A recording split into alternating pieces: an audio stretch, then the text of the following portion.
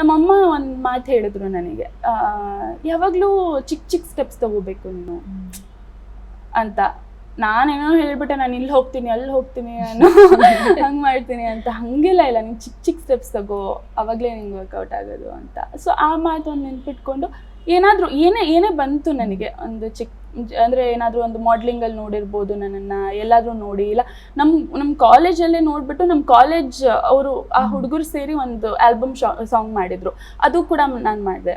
So ಅವಾಗ ಏನಾಯಿತು, ಈ ಸ್ಮಾಲ್ ಥಿಂಗ್ಸ್ ಸ್ಕ್ರೀನ್ ಮೇಲೆ ಕಾಣಿಸ್ಕೊಂಡಿರೋದ್ರಿಂದ ಯಾರಿಗಾದ್ರೂ ಕಳಿಸೋದಾದ್ರೂ you know it was helpful. And I did not do just one album song, there was so many, few of them I have done. ಒಂದು ಕೆಲವೊಂದು ಆಲ್ಬಮ್ ಸಾಂಗ್ಸ್ ಮಾಡಿದ್ದೀನಿ, ಶಾರ್ಟ್ ಮೂವಿ ಮಾಡಿದ್ದೀನಿ. ಸೊ ಅದಕ್ಕೆ ಏನೇ ಆಪರ್ಚುನಿಟಿ ಬಂದ್ರೂ I grabbed it.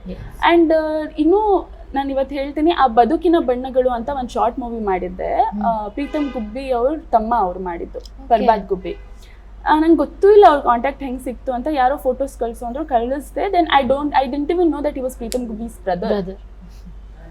I went, ನಾನು ಅವಾಗ school ಹುಡುಗಿದ ಒಂದು ಕ್ಯಾರೆಕ್ಟರ್ ಮಾಡಿದ್ದೀನಿ, ಇನ್ನೂ ಇದೆ ಅದು, ಬದುಕಿನ ಬಣ್ಣಗಳು ಅಂತ. ಆ ಟೀಮಿಂದ ಅವ್ರ ಫ್ರೆಂಡ್ಸೇ ಲೈಕ್ ಎಲ್ಲ ಸೇರಿ ಮಾಡಿದ್ದು. ಸೊ ಅದರಿಂದ ಭರತ್ ಅಂತ ಅವ್ರ ಹೆಸರು, Bharat and Joseph sir, Bharat sir ಇವರಿಬ್ರು ಕೂಡ ಇನ್ನೂ ಕೂಡ ಪರಿಚಯದಲ್ಲಿದ್ದಾರೆ. So because of Joseph sir asked me to give audition for Kanyakumari. ಕಾಂಟ್ಯಾಕ್ಟಿಂದ ನನಗೆ ಕನ್ಯಾಕುಮಾರಿ ಸಿಕ್ತು. ಆ್ಯಂಡ್ ಭರತ್ ಸರ್ ಅಂತ ಹೇಳದ್ನಲ್ಲ, ಅವರೇ ಇವಾಗ ಈ ದ್ವಂದ್ವ ಮೂವಿ ಕೂಡ ಮಾಡಿರೋದು.